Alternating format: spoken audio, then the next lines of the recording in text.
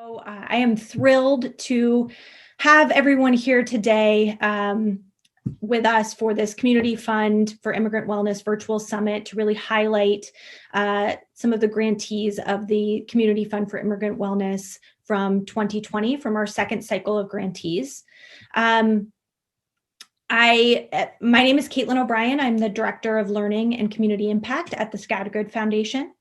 And I just want to, before we get started, I really just want to cover a couple housekeeping items. So we'll keep everybody on mute, and please make sure that you are muted while we have some presentations and some videos today for everybody. I just want to make sure that everyone has the ability to kind of fully tune in and listen. And of course, we all know that Zoom fatigue is very, very, very real, and we're all kind of like sick of looking at ourselves on the cameras, but we would love to see your faces and really create this community here today. So if you feel up for it, we would love it if you would turn on your cameras. But as always, like, please take care of yourself and your own needs, and make sure that you are well taken care of. We also are recording this session today, and we'll make it available to everyone who's joined us, and we will make it available on our website at scattergoodfoundation.org.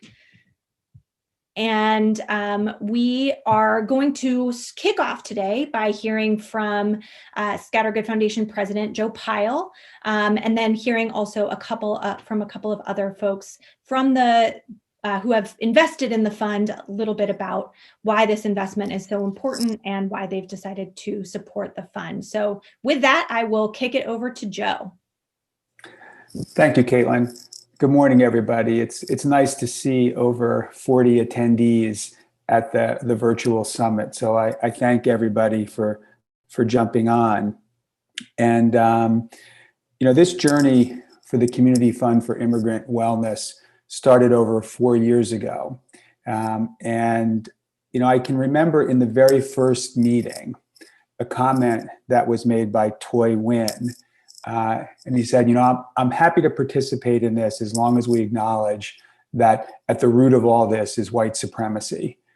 And there is not a meeting of this community of practice where Toy's comment is not, top of mind. So I haven't scrolled through to see if Toy is on today, but I thank him for grounding this work 4 years ago. It has been an amazing journey. It truly has changed my practice, and I hope the practice of the foundation as we think about our grant making. I think what's incredibly unique about today's presenters and grantees is they were chosen by their community. So I think that says a tremendous amount about the work, that their community recognizes them and saw it fit to award them a grant. I also, want to acknowledge that I hope, as we talk about foundation and philanthropy work changing, I hope this more participatory approach continues to ground what philanthropy does in the future. And if it would not be, this work probably would not be possible if it hadn't been kind of, the ground had been tilled a little bit by PA is Ready and Breaded Roses on the idea of participatory grant making. So I always want to thank them for, giving us the early seeds of this work. And I just want to thank, funders. I know Valerie Kind-Rubin is on the call, so I want to thank the Patricia Kind Foundation for being a supporter. I know there's a number of folks on from DBH, IDS. Want to thank them and the United Way as well. And I guess just as I sign it back off to Caitlin, my goal is to continue to have us grow this fund. And I hope that if not this year, in the next 2 years, we could reach $500,000 in the fund for granting. So I'm bullish on the work. I think we'll exceed what we did last year by, I'm hoping, another $100,000. So I hope we can go from approximately 300 to 400. And my goal would be is that we could, build the fund to kind of $500,000 annually going forward. So I'm going to turn it back over to Caitlin. I'm excited about the presentations. I appreciate you all doing this work with us, and thank you. Thanks so much, Joe. Really appreciate that. I'm gonna turn it over to Valerie Kind-Rubin from the Patricia Kind Family Foundation for her to say a couple of words. Hi, I was asked to speak briefly about why we invested and why we feel this work is important. I know when Joe approached us, and I had written down spring of 2017, but I think that's probably wrong. This was new for us. We had always said as a foundation that we did not want to be funding the funders. And we prided ourselves in doing the work and reviewing the grants, going out on site visits, getting to know the people doing the work, and making the decisions about who to fund and at what level to fund. We prided ourselves in doing that work directly. However, we were intrigued, and on a couple of different levels. The first and the most obvious was the immediate needs of the immigrant and refugee communities. And this was at a particularly heightened level due to the horrors of the Trump administration. And if this fund meant that we would be able to get more money into the hands of those that were doing the critical work, then that seemed like a no-brainer part. And so we were on board for that. But that wasn't the only reason. And the other reason was that we have been, and we continue to be, concerned about the inherent power differential between funders and grantees. If lessening a goal of this was truly a desire of ours, then it was time for us to put our money where our mouth was and participate in this type of collaborative effort. So the fund meant turning this over, putting the whole process in the hands of trusted leaders, and that's you, to determine how and where this money would be best spent, and to come together to learn from one another, to support one another in what is often incredibly isolating and overwhelming positions as executive directors. And my incredible respect and awe goes out to each of you. We're going to hear this morning, and I'm very excited to hear the end results, some of the programs that have been funded and the great work that's been done. And I'm excited about that. But going forward, I also hope to hear more about the wisdom that you gained and the lessons that were learned, and to see how we can use these going forward to create more opportunities for funders and grantees to be true partners in this work. So I am excited to hear what this morning brings us, and I'm going to turn it back over to Caitlin. Thank you so much, Valerie, and thank you so much for being a partner in this. We now want to hear first from Sarong Sorn at the Department of Behavioral Health, and she will also introduce her colleague Roland Lamb from the Department of Behavioral Health. So welcome, Sorn. Thank you, Caitlin, and good morning, everyone. I'm so happy to be here. I hope all is well with you. As Caitlin said, my name is Rong, and my pronoun is she, her, and hers. I'm the Director of Immigrant, Refugee Affairs and Language Access Services for the Department of Behavioral Health and Intellectual Disability Services, known as DBH-IDS. On behalf of Commissioner Dr. Jill Bowen, Deputy Commissioner Roland Lamb, and my Senior Director, Pamela McClinton, for the Diversity, Equity, and Inclusion, thank you for having me speaking briefly this morning. Well, I just wanted to share with you that, like many of you, I am a former refugee from Cambodia with lived experience of pre- and post-migration trauma. With that said, in the last 30 plus years, I have committed to serve and advocate for equal access to resources, culturally, linguistically appropriate services for immigrant and refugee to address their social determinant of health. When an opportunity present to partner with Scattergoat Foundation and community partners on Community Fund for Immigrant Wellness, I was so excited. and brought to the attention of my Deputy Commissioner, Roland Lamb. With the inclusive and innovative approaches to grant making and service delivery for immigrant and refugee community, I know it would enhance DBH IDS mission, which is to educate, strengthen, and serve individual and community so all Philadelphians can thrive.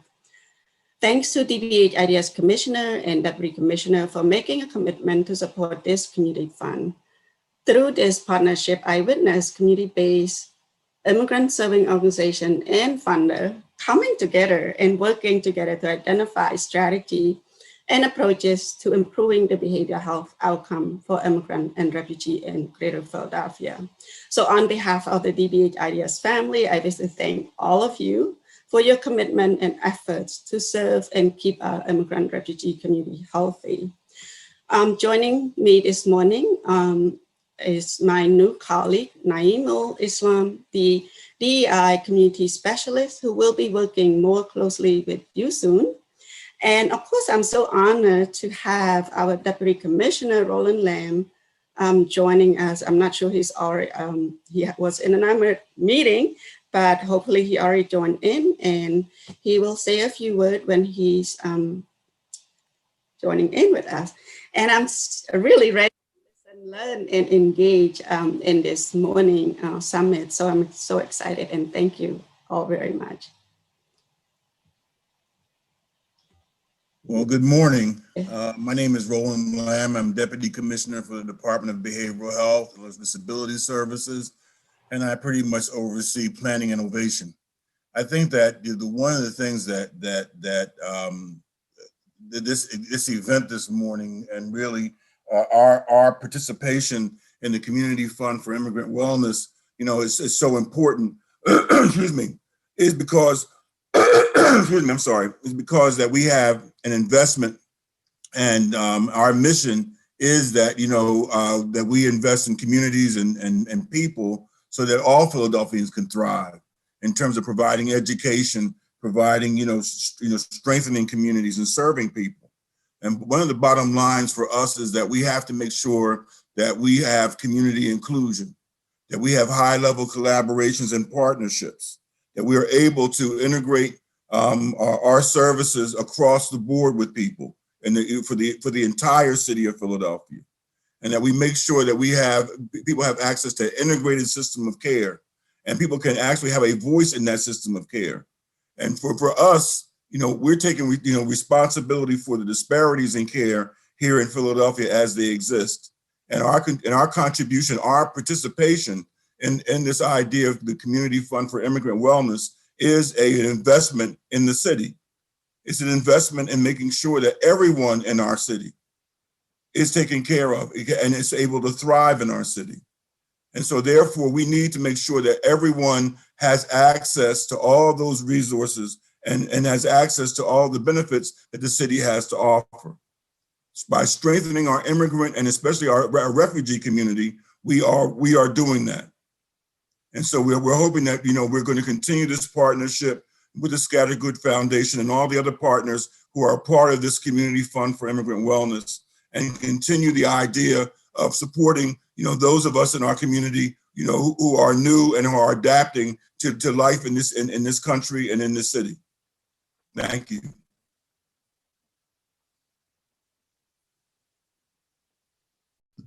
Thank you so much. And just thank you so much to our funders and, to the United Way as well. We're really grateful that we were able to grow the fund this past cycle for a fund of just about $300,000 to give out to the community, and to have that really be centered by the community, as so many of the funders mentioned this morning. So with that, I think you all were not coming today to hear a bunch of funders talk or speak at you.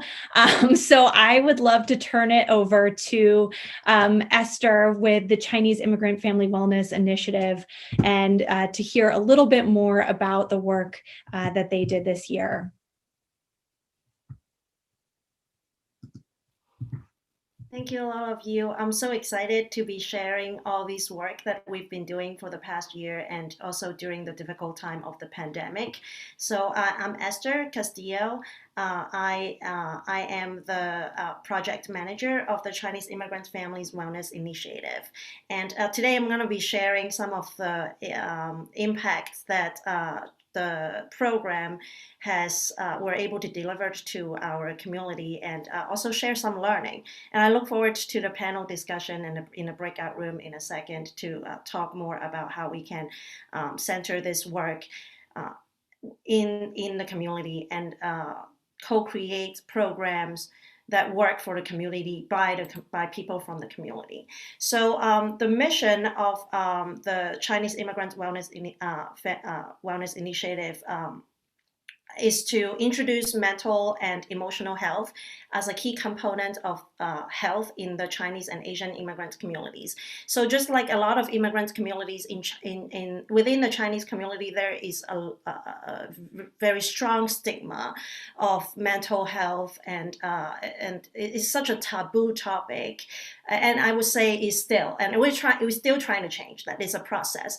It's a really big taboo to talk about mental health. And our initial goal is to let's introduce this new concept of health into the Chinese immigrant community, and let's see if that helps. So the image I have here is a house with 4 pillars. So in traditional Chinese culture, there are these 3 pillars that represent the health in Chinese culture, which is like your bodily health, wisdom, and knowledge from your family. So we kind of want to introduce the 4th pillar, which is mental health. And I'll tell you a little bit. This is what I'll tell you a little bit later how that went, because that was our initial idea. But I'll tell you how it didn't work quite well in a beautiful way, because we learned something new at the end. So our 3 goals, and I would say that we haven't really changed these 3 goals, and we try to like stick with these 3 goals no matter what we do, and no matter what decisions we make. Are number 1, to increase knowledge and understanding of mental health and emotional distress in our community, and number 2 is to improve attitudes towards behavioral health through stigma reduction and also intergenerational communication. So 2 ways. And number 3 is to increase healthy behaviors that support mental and emotional well-being. So before I talk about how we achieve those 3 goals, I want to just draw your attention to the main especially risk factors, especially during the pandemic. We have experienced so much challenge, and I feel very grateful that I am in the position to provide these services and be in conversation with people in the community about mental health, because I have seen the drastic decrease of mental health within our community during the pandemic, right? So a lot of it is due to the challenges that are brought by the pandemic, and also the racism that are tied to the Trump administration. So the first one was like, we saw a lot of hopelessness and isolation, and people being paranoid about like how, because they can't really see how long this pandemic will go for. And there's a lot of hopelessness, and coupled with financial distress, we saw people losing their jobs. Small businesses saw their business really having a difficult and challenging time. And comes along with it was this family stress and conflict within the children and the parents. And this is especially true when the children had to stay at home for online schooling. We saw increasing family conflict between the parents and the children, and just parents feeling really stressed, not knowing how to communicate with their children and how to help them, and vice versa.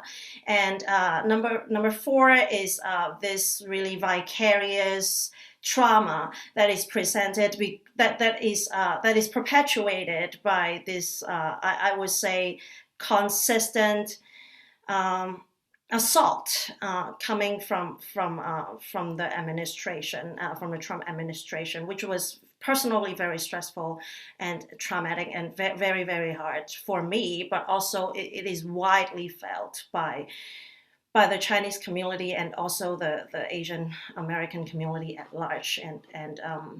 And so all these factors kind of interacted with each other, and to make delivering mental health services more challenging. And it really required a lot of creativity and listening from our community members to figure out what to do.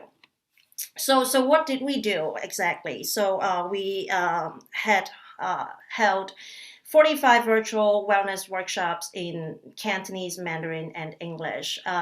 Again, like I said, mental health is a really, really new idea in our community. There's not even like specific Chinese words for translation without scaring people and make them run away. So we had to be really, really careful about that. So instead of using mental, we, for example, used like emotional, behavioral, like words that are more acceptable for people. Instead of using mental health, we use the word wellness, things like that. And so the workshops turned out, we rolled out these workshops in the summer of 2020, and we held in total 45 of them. And it was hugely successful. And we had 141 participants attended our parents' workshops, and 166 participants attended our youth workshops to learn more about emotional and mental health in general. We also had workshops that address specifically intergenerational conflicts. The way we came up with these topics were really to listen. We try not to come up with all the topics all at once. We try to listen from our communities and those who participated in those workshops in terms of what they need. So we were constantly in conversation with our participants. We have like WeChat groups where we would discuss what topics would work, what topics do you want to hear, what topics do you want to learn more. We also established throughout the process, we established a network with over 15 mental health, I would say around 15 to 20 Asian American mental health professionals. And all of these topics were really results from talking to community members and talking to community leaders, and also talking with mental health professionals, all three groups, right? Not just talking to mental health professionals and have their expertise and have them tell us what people should think or should learn about, but really put all these different parties in conversation with each other. And impact number 2, we connected 7 Chinese families who were seeking help to Asian mental health professionals at Hall Mercer and other mental health facilities. And 7 doesn't seem like a big number, but I am especially proud of this piece of statistic because of how stigmatized and how difficult it is to convince our immigrant families to go seek help if they really needed to. And I think the way we did it was not to just encourage them to do it, but also making sure that, you know what, this is a safe space. You can share your struggle. And it involves a lot of like really building personal relationship and rapport with these families. So to get them to the point of them feeling safe and comfortable of sharing their struggle. And also, I understand that because they have put trust in our program, we have the duties and responsibility to make sure that whoever we refer them to would understand the culture and understand their circumstances, and make sure that they don't have to give up part of their identities throughout this journey of seeking mental health services. And number 3, this is the parts that I enjoyed the most. We were kind of driving around through the city for 2 days consecutively. In December, we were like hand delivering 63 care packages to all our volunteers and youth participants. Similar to what everybody said, like with this Zoom fatigue, I was very tired of not being able to actually meet these participants in person. So we were like, you know what, let's do something fun and safe, so we were able to deliver 63 packages like to their door. And a lot of these youth were very happy about that. And one of our proudest moments, our last impact, is this youth wellness leadership program. And we had the vision that we would have 15 to 20 youth participants joining, but at the end 44 people signed up. And you know what, I'm like, let's include everybody, because everybody deserves wellness. So 44 Asian American youth participants joined our 10 webinars, weekly webinars, to discuss various aspects of wellness with our network of mental health professionals, educators, and in this 3-month wellness leadership program. And as part of the program, in addition to these webinars in which they talk and discuss wellness in general, we also make sure that we give them some skills to talk and to communicate with their families. And so as part of the project, they had to interview at least a family member, broadly defined, about anything that's related to the wellness and their experience as immigrants, right? So what we really got at the end were a bunch of immigrant stories of how their parents, their uncles, and their grandparents came to the United States. And so many of them told me that for the first time they heard that story of the trauma and the difficulty and the challenges that were experienced by their family, and which there was, before then, there was no space, no time to kind of talk about that, because everybody was busy with their daily life, survival, making money, making sure that the families are okay, right? So for many of them, it was the first experience for them to talk about the immigrant experience with their families. And after that interview, we make sure that they create something out of it. So we were like, you know what, you can create anything. You can do a painting, you can do a song, you can do a poem. So somebody actually wrote a song, and then later on you will hear from one of our youth participants who will perform a poem. And I also want to show you some of these artwork that they have done as a result of the interview. We are, like, every time I look at these artwork, like, it just shows me how we have impacted not just themselves, but also not just the youth participants, but also their families. And hopefully from then on, they can, it's just a start, right, to open up their hearts and to talk about wellness issues and mental health issues. But I feel tremendously proud of them. So some lessons, this is my last slide, is that throughout this process, we discovered a few important things. First is to include everybody throughout the process of program design and implementation. We had the idea that at first, let's kind of go back to my first point, that we would just introduce this new concept of mental health through expertise and mental health professionals, right? We were wrong. It's not something we just introduced and get over with. It's an ongoing process. And then second is that we learned that defining safe space is very, very important. And safe space means different things for different people. We cannot just assume that we're going to copy and paste this set of ground rules or definition of what safe space is and just apply it to everybody. Even within our immigrant community, within our Chinese immigrant communities, within different or across different generations, right? There are different definitions of what safe space look like. And we don't have all the answer. We need to hear from everybody and from all our participants. Hey, what does a safe space look like for you? Some people have no idea what safe space mean, right? So we have to really constantly be in conversation with everybody to be like, hey, you can feel safe. You can be seen. You can be yourself, right? You deserve to be healthy, right? So this is constant, continuous conversations with folks to make them feel safe, to create and to co-create safe space with everybody in our community.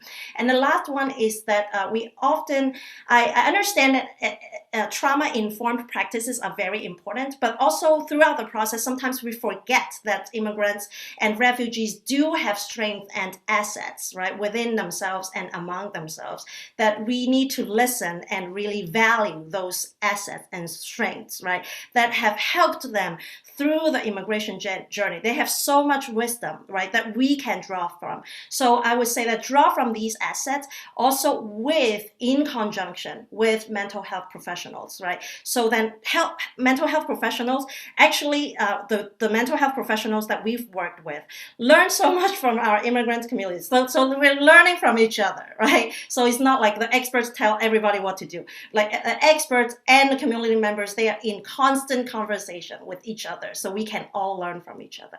So that's all I have. And I think Caitlin is going to help me show one of the testimony from our participant from the youth program, and also a poem performed by our participant. Thank you.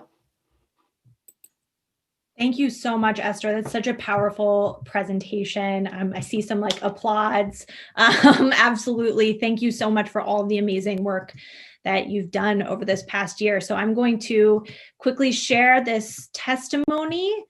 All right. A current junior studying nursing at the University of Pennsylvania. And I'm honored to have the privilege to speak before you today about my experience with the Chinese immigrant. Hi, everyone. I am Felicia Chen, a current junior studying nursing at the University of Pennsylvania. And I'm honored to have the privilege to speak before you today about my experience with the Chinese Immigrant Family Wellness Initiative, otherwise known as CIFWE, founded by Esther. Before CIFWE, I like to say that there wasn't a community that would dare to bring Asian Americans together to talk about mental health due to the huge stigma surrounding mental health in the Asian culture. Thus, CIFWE is the first of its kind community-based program to improve access to mental health in the Asian American community. CIFWE has normalized and recognized the need for mental health resources among Asian American youth. Most importantly, I have came out each webinar feeling so inspired and empowered when hearing from Asian American guest speakers who are leaders and professionals in careers that would promote them a healthy, happy, and fulfilling life.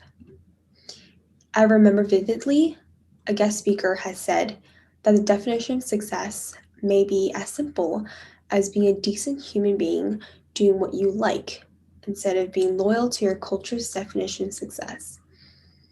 And I've also learned through the webinars to acknowledge the trauma and experiences that my very own immigrant parents have lived through that have shaped their worldviews.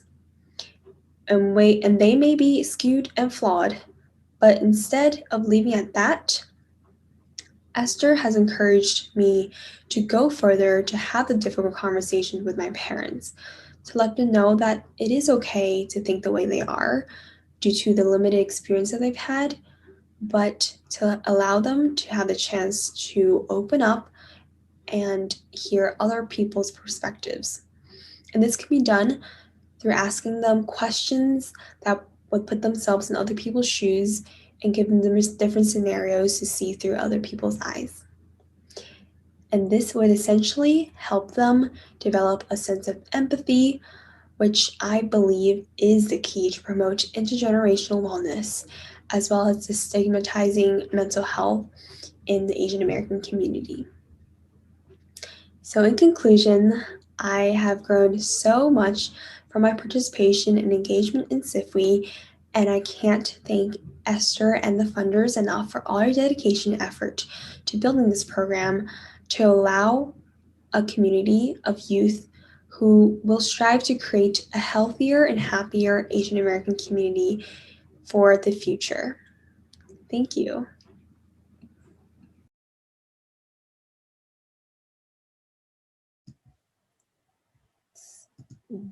Really powerful. And we have one more from another participant.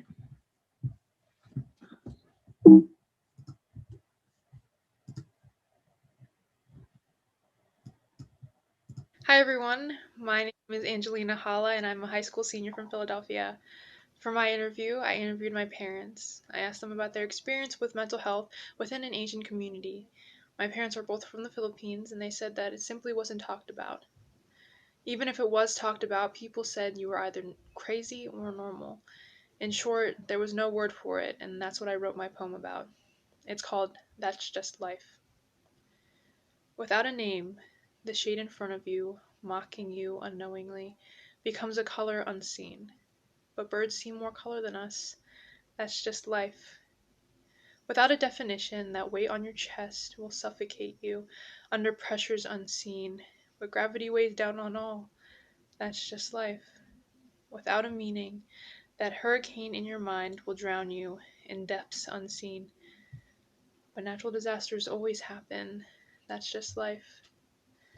Without a simple phrase, the sensations on your skin will scorch you with flames unseen. But everyone gets burnt sometimes. That's just life.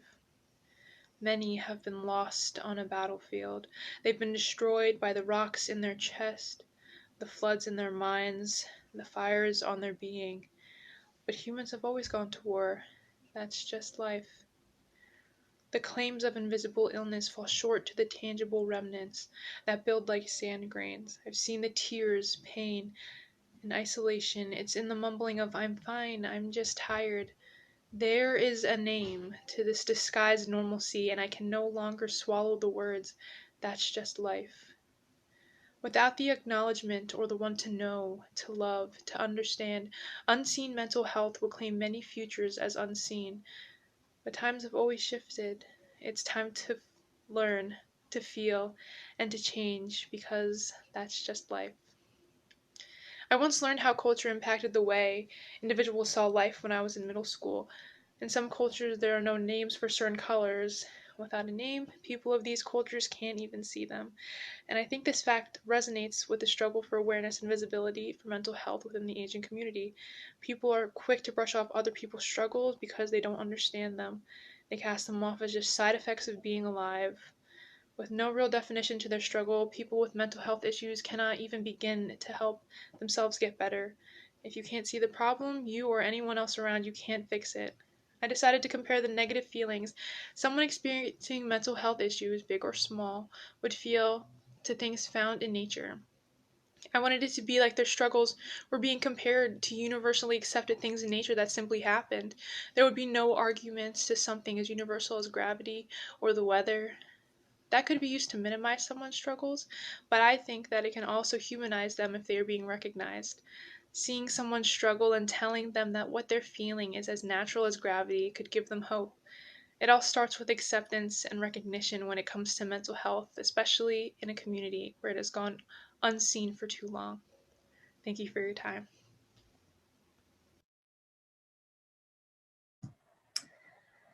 Wow. Really, really powerful. And I am just so moved by how much storytelling and art making can play such an incredible role in building mental health, and also the power of these young people really getting a chance to connect with their families and connect with their parents in a deeper, more meaningful way is, I think, just powerful in the human experience. So thank you so much, Esther. This is amazing to learn about and to hear from folks. It's beautiful. So with that, I want to hear from another one of our amazing grantees from the Intercultural Wellness Program. So I will open it up to Kate and Manuel to kick us off. And we will, don't worry, everybody, we're going to have some time for discussion later on in the session. I know that we're kind of running through these presentations, but we're absolutely going to have some time to connect and engage with one another. So Kate and Manuel. Good morning. I'm Kate. I'm from the African Family Health Organization. I oversee the social services there. And my colleague Manuel, are you out there? Hello, good morning. I hope you can hear me well. I'm Manuel Castillo. I'm Director of Community Engagement at the Welcoming Center. And together we joined forces and implemented a program called the Intercultural Wellness Program, or IWP. We have a number of participants here. Maybe if you participated, you can wave. Hey, we are such a great group. It's really nice to see you. So we have a brief presentation, a mix of participants, and then Manuel and I will also be sharing a little bit. We're sensitive to the time, so we'll keep it moving. I'm going to share my screen with you all, and we will get started. I'm going to put this in presenter mode. All right. So Maureen, you want to kick us off? Good morning, everyone. It's a pleasure to see all of you. My name is Maureen. I'm from Kenya, and I was a participant in the Intercultural Wellness Program. I'll just take a few minutes to highlight some of the things that we learned. We learned quite a lot, but I'll just highlight some of them.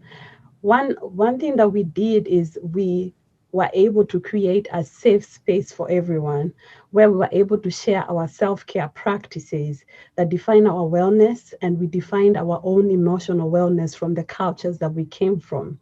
We had very enriching discussions on different issues that we had, like issues of stigmatization, where mental health is also stigmatized in different cultures, and then normalizing emotional challenges that we may go through, and kind of recreating a culturally sensitive response at the same time. One of the major things that we did is we looked at the wellness, the American Cultural Wellness Circle.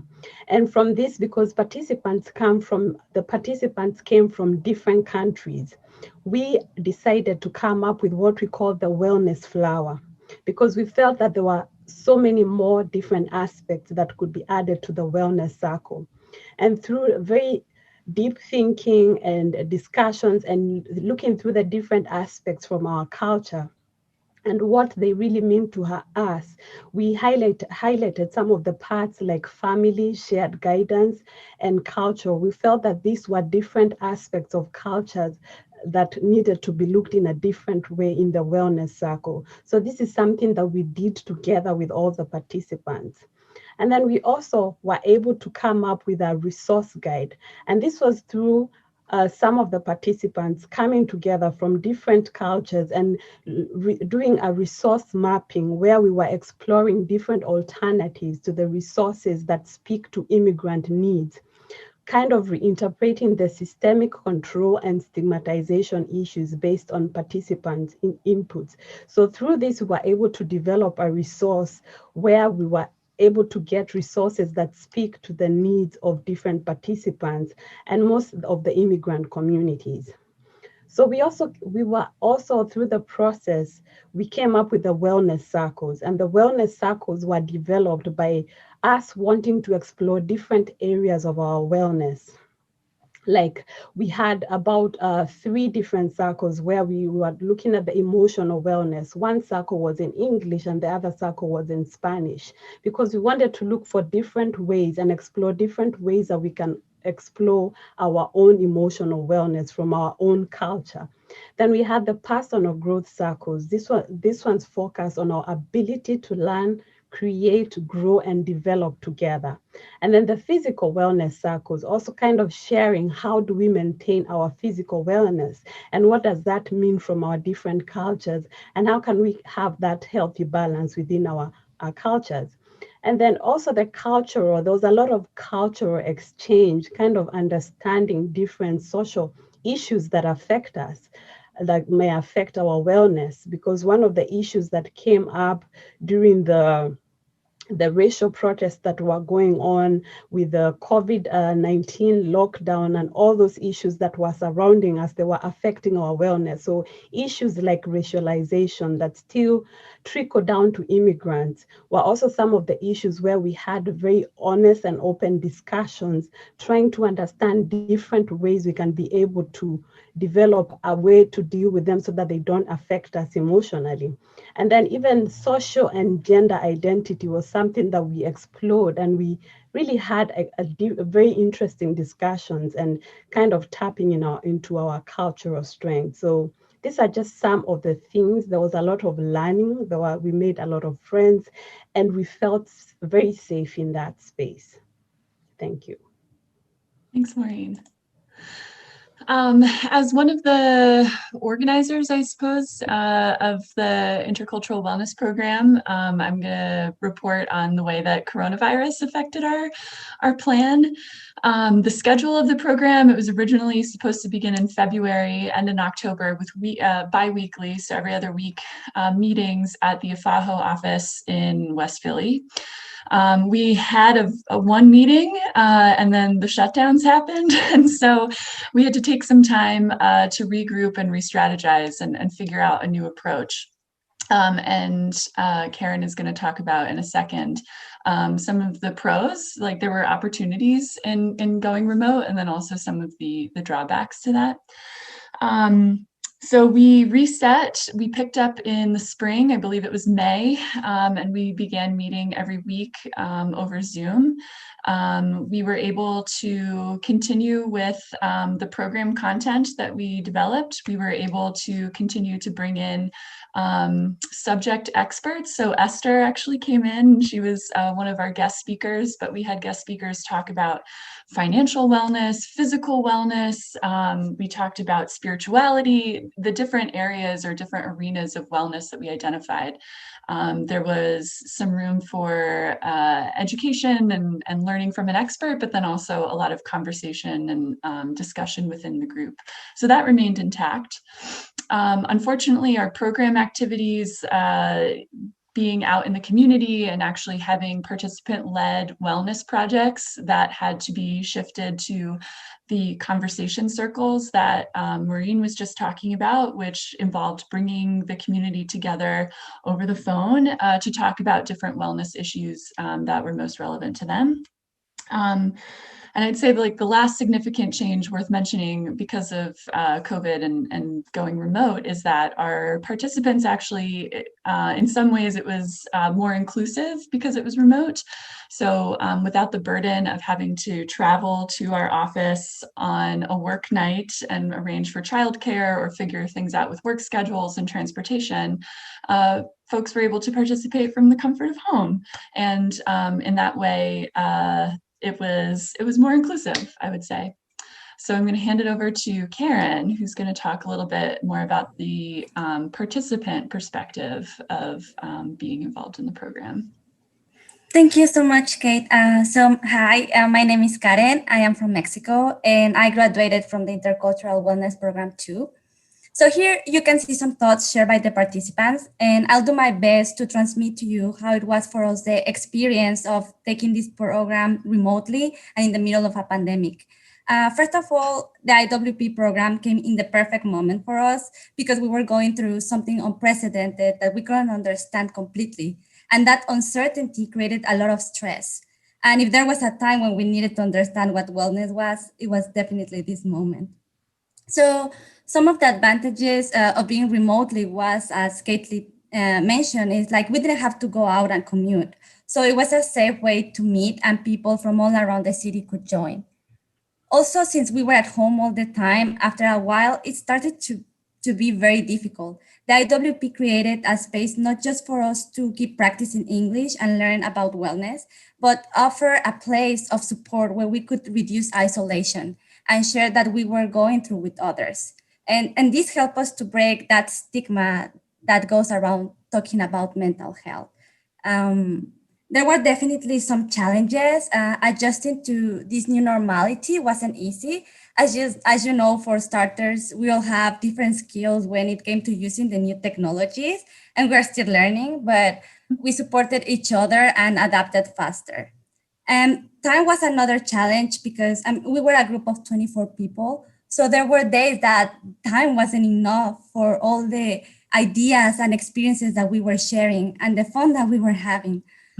But the biggest challenge was that we really missed that in-person connection. We met amazing people and we're still in touch with each other. But there is something unique about getting to meet people in person. That warmth and connection that is created, you really miss that when you are online. Finally, I would like also to mention some highlights from our perspective. And the diversity was definitely one of those. Coming from many different countries, we had different ways to perceive and practice wellness. And sharing all these together with Manuel and Caitlin and our guest speakers, and listening to everybody's stories made the experience really, really enriching. And so we also had the chance to share what we learned with the community with this action project that took form of immigrant wellness circles that were organized and led by us. And I think like the cherry on top was that we did have one in-person activity that was called Walking Our Way to Wellness. And we walked all the way from the Benjamin Franklin Square here in Philadelphia to the New Jersey Aquarium and back. Of course, respecting all the restrictions and the guidelines that the city put into place. But it was very refreshing and we had a lot of fun and it was the best way to finish the program. But I mean, I know there is a lot to share, but now for you to have a more personal insight of what I just mentioned, I want to invite my friend Yushan that we will talk about her experience like more personally in the IWP. Thank you. Go ahead, Yushan. Sorry, I forgot on myself. Good morning, everyone. My name is Yushan Zhou. I'm from Taiwan. I was one of the participants in the Intellectual Wellness Program. To be honest with you, before taking this program, I really thought about wellness or discussed it with other people. Now I'm glad I took it and it really helped me a lot during this tough time. The pandemic prevented my husband and me from visiting our family and friends in Taiwan. We haven't seen them for almost 3 years. My husband couldn't find a job for 6 months. We were very homesick and also worried about our financial difficulties. Sometimes we think we want to give up and run away from everything. But IWP has connected me with other participants who I never met in person online. We shared our experience. We explored different areas of wellness from Americans and immigrants' perspective. We knew it's okay to talk about our wellness issues. Nobody will judge us, and we are not alone. Also, the immigrant wellness circles gave us the space to share resources and non-clinical methods to help each other and tackle our struggles. And the outdoor wellness work with all the precautions enabled me to meet other participants and had fun together. It helped me restore the positive energy, and it became one of my best memories. Can you see from the photos how happy we were? I think that was my first time to meet people and actually did activity outside. That was my first time from last year. And I hope more people can experience the program for themselves and also help each other in the healing process, because I think this is very important for we have to do in the future. Thank you. And I think now next Manuel will talk about more about what will we do. Hello, good morning. Maureen? Oh, Manuel, sorry. Go ahead, Manuel. Sure, hi. To complete our brief presentation today, I would like to share just about 5 things that we will do differently in a second iteration of this program. We learn a lot. There's so much to share, but we don't have enough time to say more. So here they go, right? So one of the things we would do is to be more decisive around implementing what we call action projects or community work projects. We took our time. We were sort of timid initially about guiding participants to do community projects. We were concerned about how much could they do or how much would they be willing to do, only to discover that they were very excited about the opportunity to help others in their community. And my colleagues talk about conversation circles and talk about the work that was done and so on. We had 22 participants, 3 wellness circles were created, And it was, yeah, very good evidence that people are willing to go the extra mile to support their community. Another thing we would do differently is to include more outdoor activities. We would like to include different kinds of activities.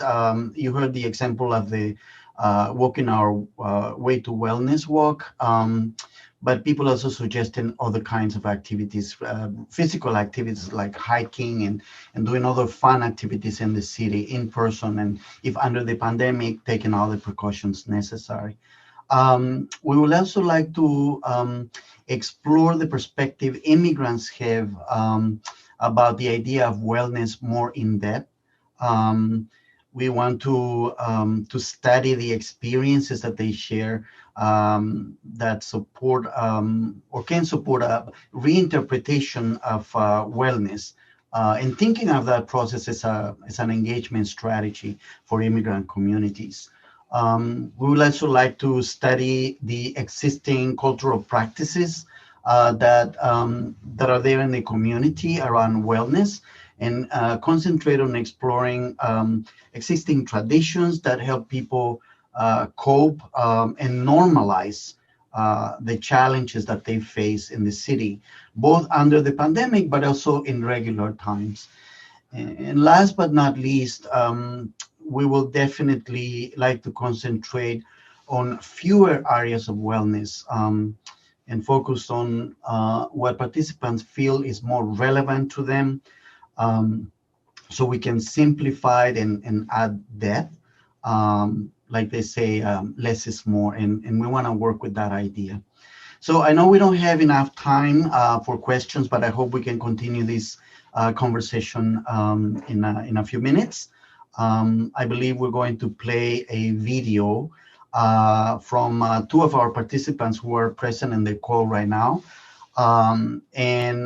This was done before COVID, and we want to share with you what we are looking forward to doing in the next few months, hopefully very soon. So thank you.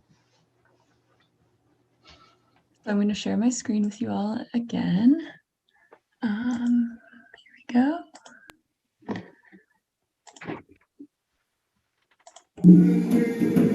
This is the basic step, and you will follow it. I will teach you. Okay, what is the movement? The skirt, we take the skirt in this way. We can open the skirt, or we can put the skirt. And this is the dress from Loisa. And the skirt is like this way. The movement is like this. Oh my God. Yeah. Look at her. This way. This one. It's like this. Like this. Like a wave. It's this one. It's this one. And the foot, when you move, it's like, it's front, it's like a front. This way I can move the skirt and my foot is holding the skirt at the same time. Behind and continue. Move beneath the hip. Like this, exactly.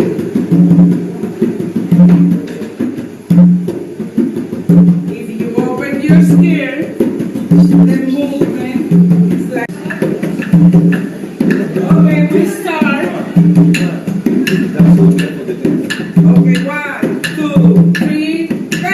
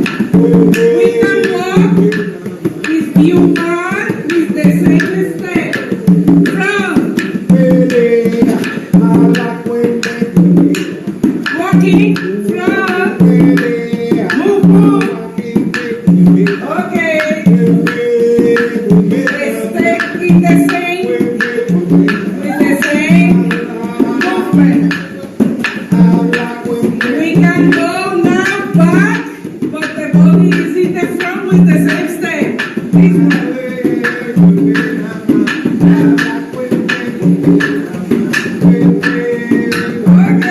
you got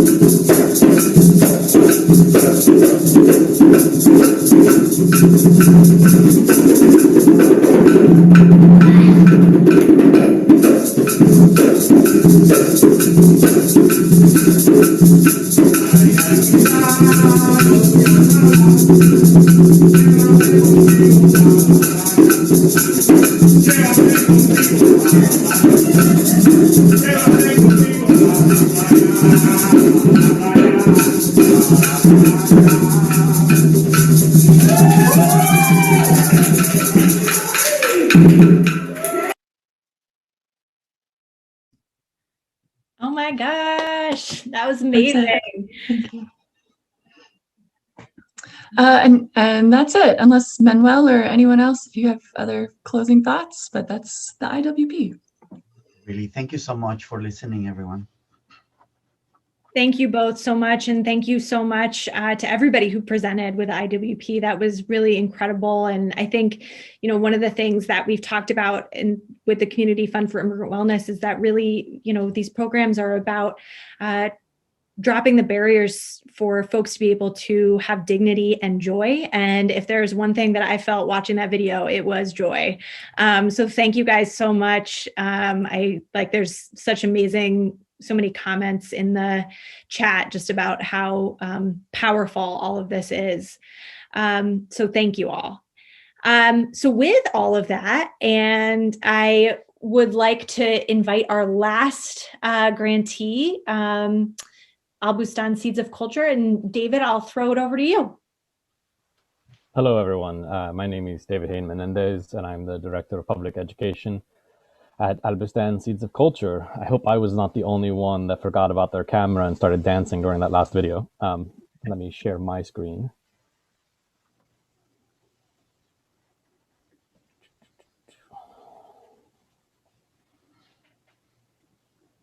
So our program was called Tabadul, Reflecting on Our Immigrant Experiences Through the Arts. And I first want to thank the Community Fund for Immigrant Wellness and all of the funders for the flexibility, your support, and honestly, everything that you've done for all of the grantees, especially throughout the COVID period. But our program built on, I'm going to try to hide this meeting controls. Our program built upon our existing relationship with Northeast High School and the community of the lower northeast of Philadelphia, where we've been doing programming for more than a decade. And we have deep roots in that community and especially that school, but especially we built upon the seeds that we had already planted in 2016 with An Immigrant Alphabet, which was our public art installation that had 19 high school students working with a professional photographer to create public art that then was displayed across the city. And in our Tabadul program, then we took the themes that we had learned and the lessons that we had learned, especially to create another project that was built also upon the way in which the public interacted with the public art when it was displayed at the Municipal Services Building and then at Cherry Street Pier, and the interviews and conversations that came out of those, as well as the public art book that we created from the narratives of the 18 immigrant and refugee students called an America Border Culture Dreamer. So what was Tabadl? Reflecting on our immigrant experiences through the art. I designed it as a layered, multi-generational program that utilized trauma-informed and art therapeutic approaches to immigrant health and wellness, centered on the immigrant community of the Lower Northeast, primarily on Arab families and individuals, which centered on the community at and around Northeast High School. Tabadl took especially a holistic approach to wellness by creating these layers that hopefully would reach out into all different aspects of immigrant life. So the 5 major components then were in-school art integration, in which I went into classrooms to not only recruit students for the program and their parents and their family members, but also to create connections between what art was capable of doing, especially for immigrant and ELL students in Northeast High School, but also more broadly by exploring themes related to isolation, immigration, stereotyping, and much more that was already nascent elements in the curriculum. Then, after I recruited a number of students, we had the after-school program, which then focused on 3 major elements of the arts. One was storytelling, primarily in the form of podcasting. A second was in the form of writing, both poetry and short story. And then the last was in the form of visual art. And we brought teaching artists for each one of those, who I will explain a little bit more about shortly. The next part of the program then was an English language education class, which was intended initially for the parents of those students who were in the in-school and after-school programming. There were a few who had overlap between the 2 parts of the program, but the majority of the adults who enrolled in the English program were from the community, primarily Arab, but they weren't necessarily parents of the students that were in the program, partially because of the difference in ages. Most of the parents in the program had younger children and were between 30 and 50. So most of their kids weren't in high school yet, or if they were older, they were out of high school. The next program was the Immigrant Acclimation resource workshops, which focused on topics that we surveyed the parents and students about in advance. So during the integration program in school, during the after school program, during information sessions held in the community, we put out feelers and talked with everybody about what they felt was lacking and need in their lives. And out of that, we developed a schedule of workshops. Because of COVID, there was only 2 that were fully launched. That was the census and citizenship workshop, and then the integration of family therapy within the ELL program. And then lastly, there was a public art and private conversation component to the program. The public art was the intention of broadcasting the podcast, which we did do, creating a zine out of the written and visual work that was created. And then the other hope was to create posters of student work that were kind of PSAs for the school district, which we would then be able to distribute across the school district. Problems with COVID obviously complicated that. The private conversations then were not only with the students, but also with the parents, both pre and post COVID, that focused specifically on how to communicate within family groups, how to communicate with the broader public, how to navigate and develop tools to cope with mental health stressors. So I just also put our mission statement there to show that our core is the arts, and thus why we incorporated arts through literally everything that we did for the Tabadl program. So the in-school art integration, as you can see, we actually were in more than 17 classes and served more than 500 students. That's not counting the students who I did one-off workshops for a single day. But these were the students that over the course of 2 quarters, we actually had in person in school art integration. You can see in the bottom middle picture, Lorraine Mustaris, our resident journalist who did the podcasting. This quote I particularly enjoyed because it was in one of the ELL classes that we began the program with, which we actually started nascently in September. Recruiting and beginning the program really took off more in October, November, December, and then by January we had a fully fledged program. But this program, especially, and this quote, hard for me because time and time again, I heard about students not having a voice in their classroom, amongst their peers, with their family. And what I learned most clearly through the program was the lack of spaces where our immigrant participants had the ability to process and discuss what they had gone through either 10, 20 years ago or last week when they just arrived. But that this program allowed and provided and facilitated those spaces, and especially for the youth, was a way of amplifying their voices, not only for their own personal benefit, but also it was the first time that they heard other people of their age group expressing similar concerns. So in some classrooms, art integration was easier, like an art class. This is actually a French class in which we intentionally made the project celebrating culture, in which the students were creating what is theoretically Mardi Gras masks, but that they could do it in any way, shape, or form they desired. And our teaching artist, Keisha Watley, led that initiative. You can see that some of the students really leaned into the kind of national origin. I like this mask that has the split between two different flags, expressing two different identities of the same student. Others became wacky, some beautiful, and I really want to point out the one at the top of the screen at the moment that has the kind of rainbow color and then purple on the other. The reason I want to point that out is that even within our program, you could see kind of the difficulties of self-expression manifesting themselves insofar as students were shamed when they did things that they were most comfortable with. This student particularly did this kind of rainbow pattern, and then other students harassed him somewhat for doing so, obviously pointing out the potential for its association with sexuality. So we started to paint the other side of the mask purple, but then it gave us the opportunity to discuss why the mask was colored the way it was and what that expressed about him, and really get into those elements of his personality.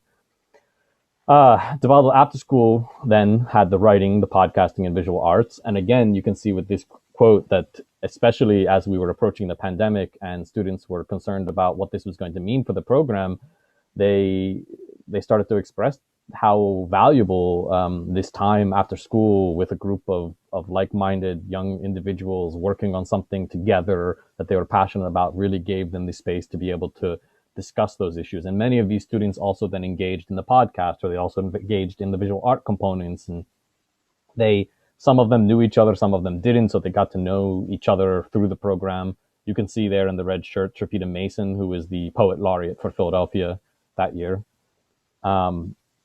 Then the podcasting really allowed them to dig even deeper.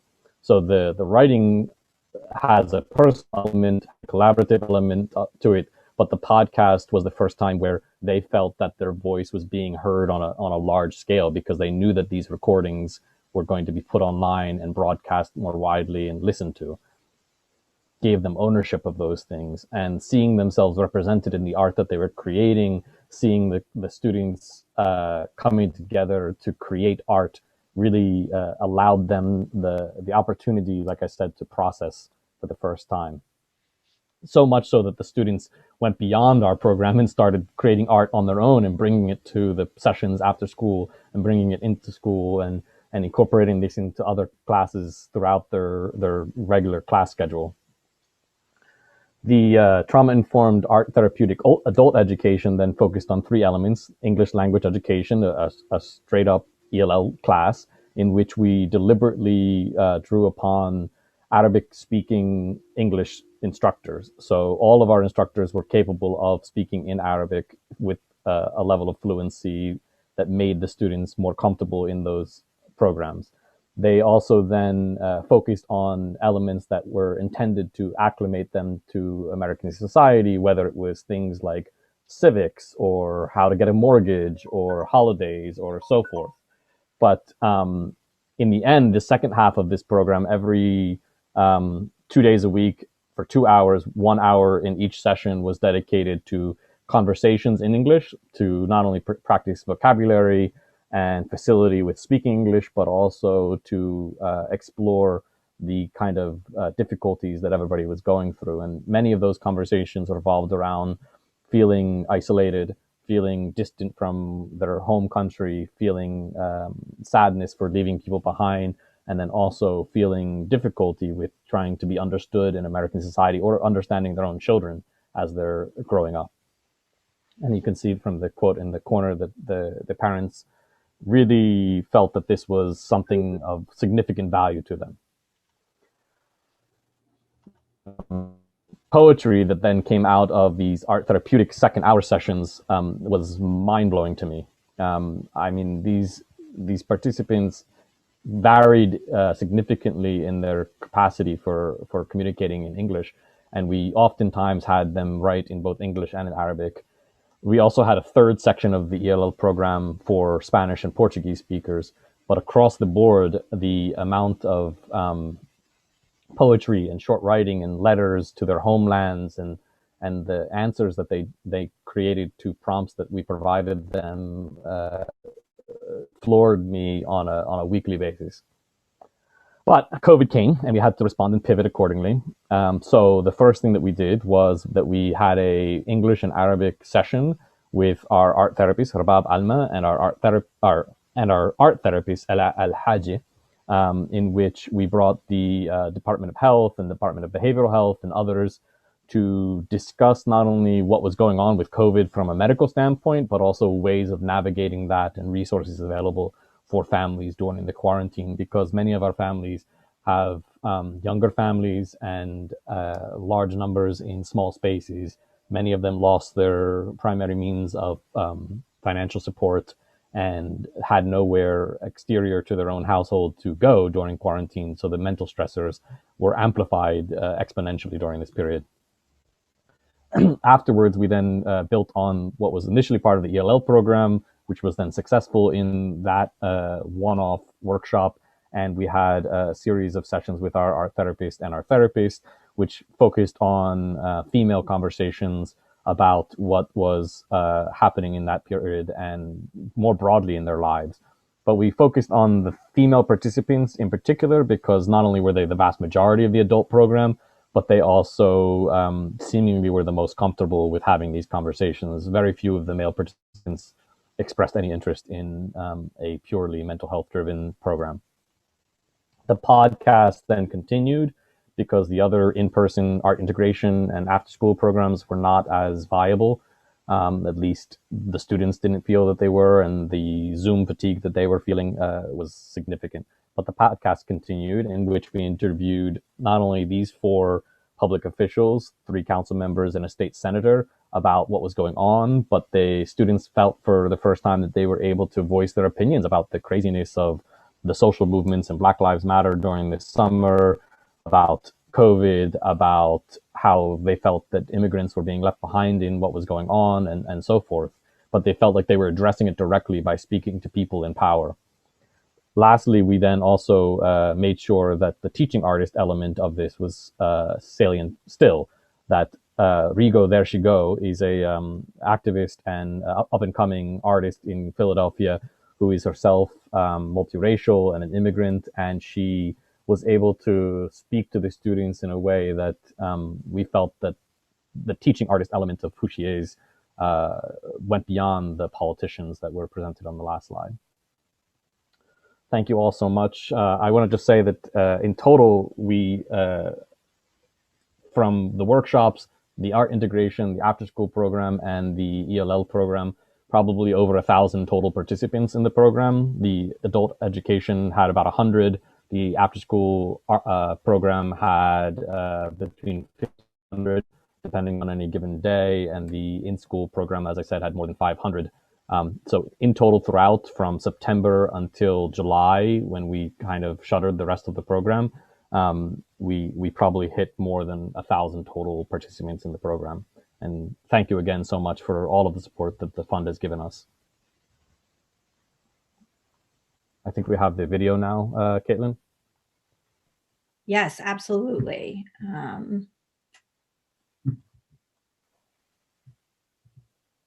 Thought I had it pulled up. Give me 1 second. So this video will give you a little bit more of a visual of the background of what an immigrant alphabet was, how it leads into the program, and it also have small elements of testimonials and segments of the podcast to show what that was about. Here we go.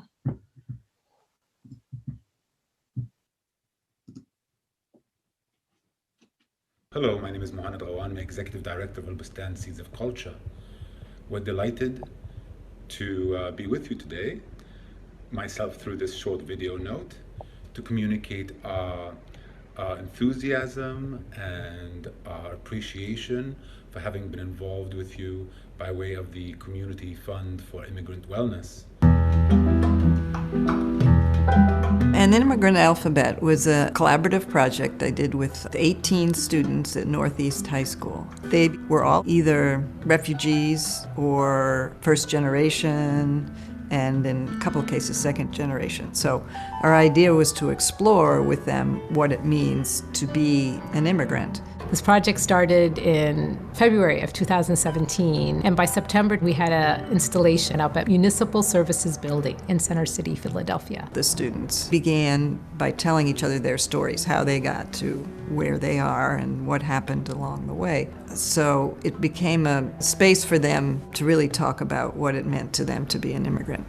We would have regular meetings and talk about our experience. I think that was really good in us forming our own relationships and understanding our school. I feel like all first-generation Americans can relate where, you know, immigrant parents will always tell them like how bad they had it and how good we had it here. But especially with working with with my classmates, it really did bring a light of like, yo, like what they had to go through just to come to this high school. So to be sad, it's like you're not feeling that good about something. But to be depressed, it means that you go from extreme highs to extreme lows, and it can happen at any point, sometimes for no apparent reason. And you have to be diagnosed with depression. It's not just something that you are. With depression and sadness, depression there's no really a trigger for depression. It just happens, and you can't explain why you're going through it, but just know that you are. And sadness is more brief, and you know what happened to make you feel that way.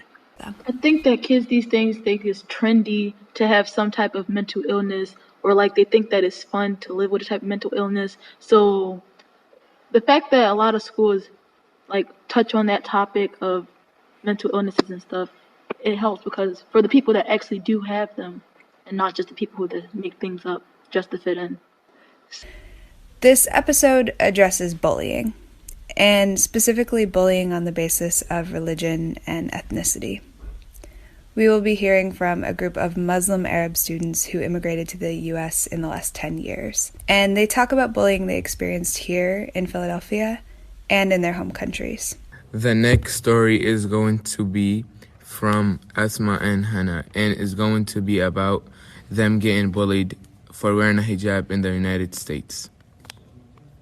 The story is about when I came to America in the school. I was getting a lot of bully in the class.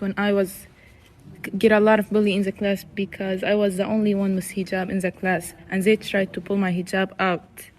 The same thing happened to me when me and my sister was in Dunkin' Donuts, and there were two guys that started talking about Muslims and bullying for wearing the hijab. What did you do, Asma, at the time when they tried to pull off your hijab? Nothing. I was scared to tell the teacher because if I tell the teacher, they're gonna bully me more and more. Why do some people hate Muslims? Because they just have bad idea about us and they don't know. They don't have enough information about us. They bully Muslims because we have different culture and tradition. Did you only get bullied in school or somewhere else? No, we don't only get bullied in school. We get bullied in public too, and sometimes from neighbors. How did you get bullied in public? I get bullied in public because a lot of people misinterpret when they hear a Muslim person. They always think it's like, oh, it's a terrorist. He's a part of ISIS. He's gonna kill us. He's gonna blow us up or whatever. And that's why a lot of people like when they found out that you're Muslim, they don't really want to talk to you or, want to know you. You have experienced the problem firsthand. What do you think can be done about it? We can't do anything about it because that's not our country, and we're not Americans too. Do you feel safe in America? No. Yes. No, never. No. No. Not really. Why? Explain your Because answers. Donald Trump is the president. Because people are racist.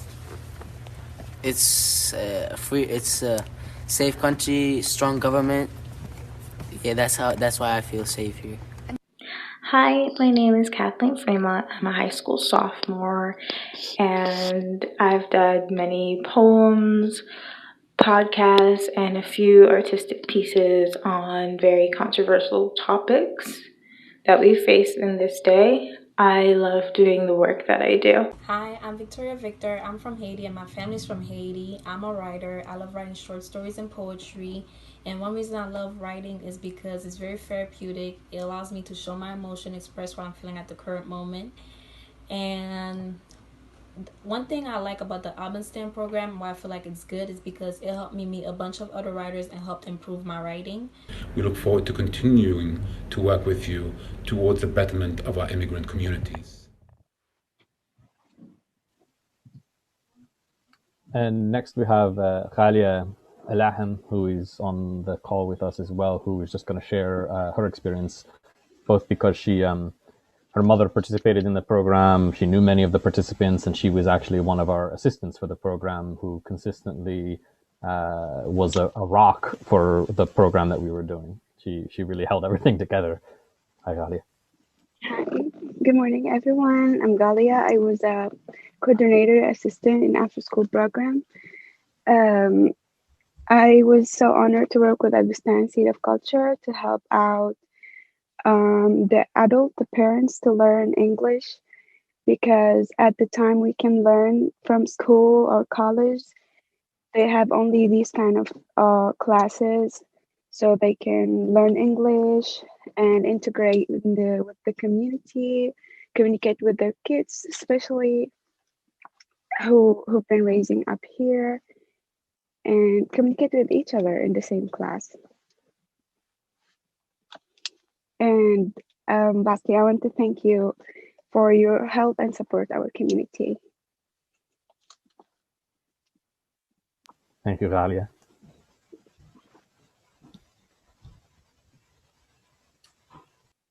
Thank you so much, Galia, and thank you so much, David. And thank you just more broadly to Albustan Seeds of Culture and to Northeast High School for the partnership on that program.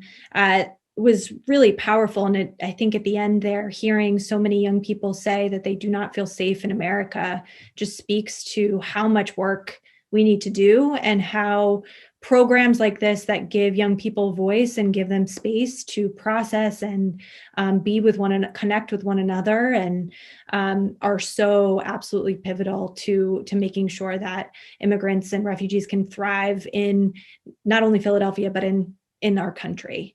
So thank you so much for that amazing program. I want to shift gears a little bit. I think we've had some amazing presentations, and I'm so grateful for all of the amazing work that the grantees have done over this past year and through really, truly unbelievable obstacles of COVID and, experiencing a ton of civil unrest through, the summer of the protests and the movement for racial justice, and then seeing what we saw just a few weeks ago on January 6th, and really speaking to why we need to build a much more inclusive culture. I just want to thank everybody, and I know that there have been incredible challenges through all of the work that you're doing, and you guys have done it with so much flexibility and grace, and I'm just consistently amazed by you all. So we are going to take some time to break out into some small group sessions and have just a little bit of a chance to connect with one another and talk about what wellness means to you and how the city of Philadelphia, nonprofits, businesses, philanthropy, how we can support that in Philadelphia for everybody, and really specifically with a specific eye to immigrants and refugees. And I think, we heard some of that in those presentations. We have a lot of good stuff to discuss. I'm going to put the questions in the chat here, just so folks have them, and I'll broadcast them out. And I will, without sort of further ado, I will go ahead and we have breakout rooms that are just kind of randomly assigned, but folks can take some time to talk with each other. Thank you all so much for sticking around and having those conversations. I'd love to, we have about 15 minutes left. And so, we really just would like to open it up and have the grantees really just talk about or reflect on some of the small group discussion, and have the grantees kind of like lead us in a discussion, getting us to a point of sort of like, where do we go from here? How do we continue this work? Could I throw out a question, Caitlin? Yeah, absolutely. From Nationality Service Center. I guess my question would be on replication, or, imitation is the sincerest form of flattery. And I know I wrote down a couple of things from the project, having youth go through the sessions and interview a family member. I just think there's so many powerful ideas. Do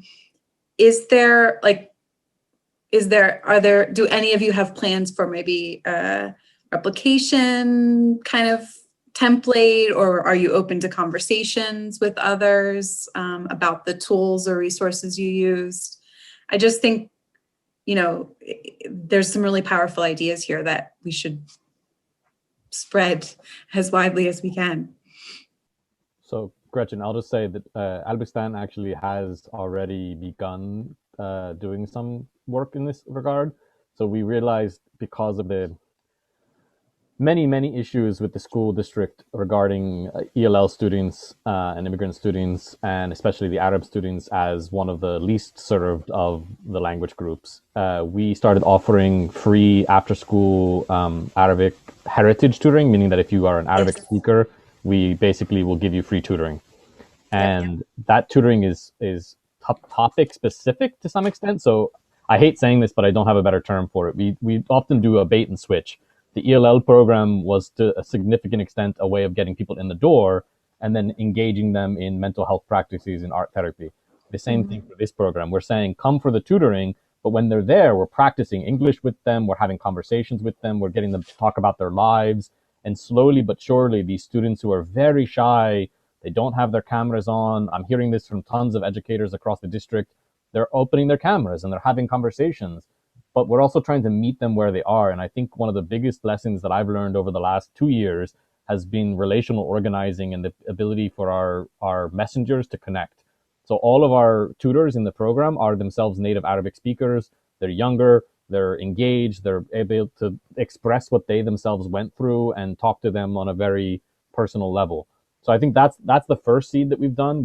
We're also hoping to do the ELL program again. We figured out ways that we might be able to do it even without much funding, though of course we would love more funding. And then we also are hoping to potentially at least do the podcast again, because we don't know what COVID will bring. But podcasting was not only so viable, but also now if we open it beyond Northeast High School, as we did with our other programs, our one program usually has 50 people. We now have 175. So the program for the podcast had around 30 people. If I open it up to anybody in Philadelphia in high school, I mean, who knows how many students I could get. That would be fantastic to have a weekly podcast from immigrant students across the city.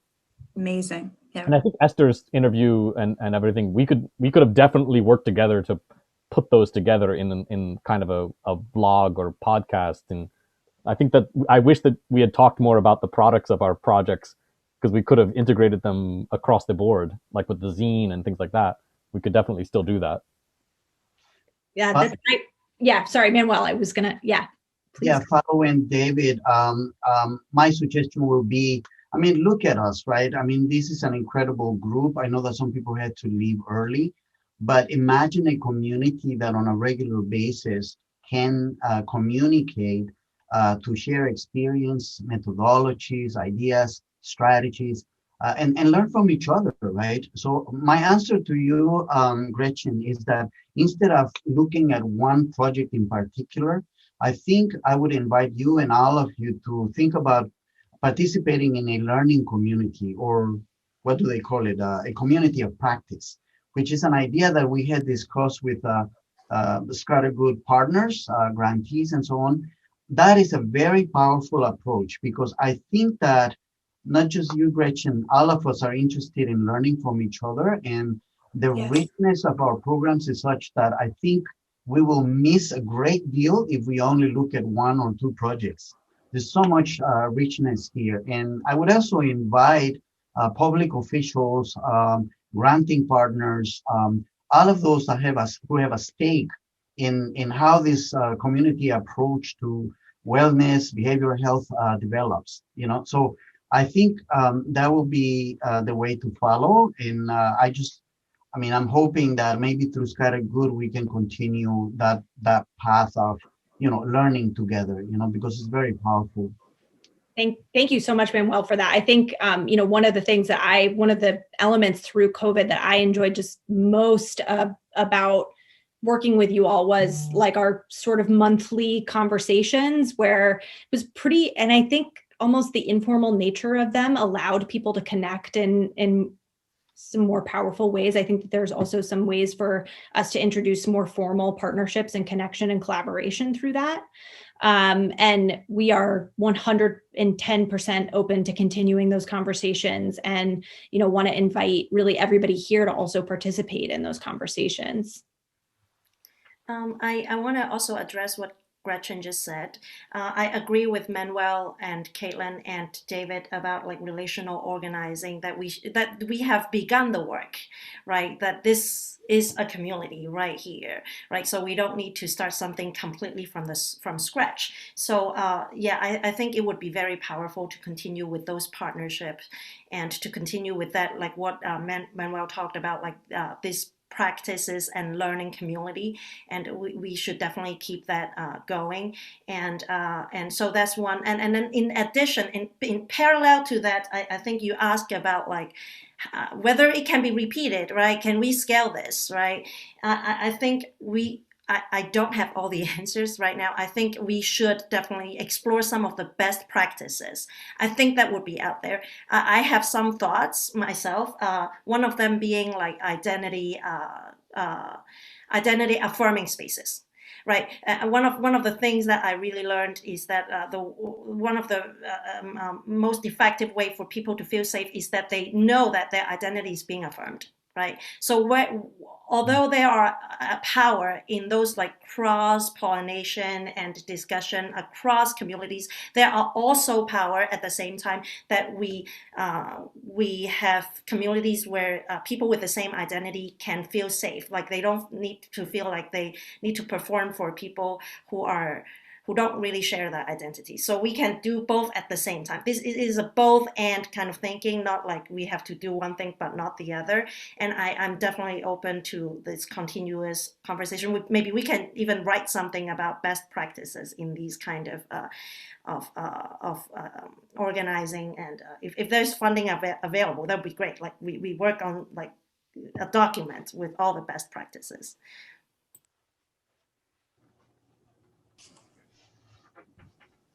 I think that's a fantastic idea. Gretchen, I see you coming off mute, so I didn't know if you wanted to say No, I just wanted to say thank you. It was great.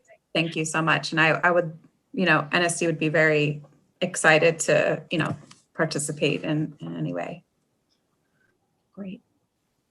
So we have about 5 minutes left. I want to open it up and just see if there are any other final comments from the group, any reflections. I see Warren's hand. Would you like to say?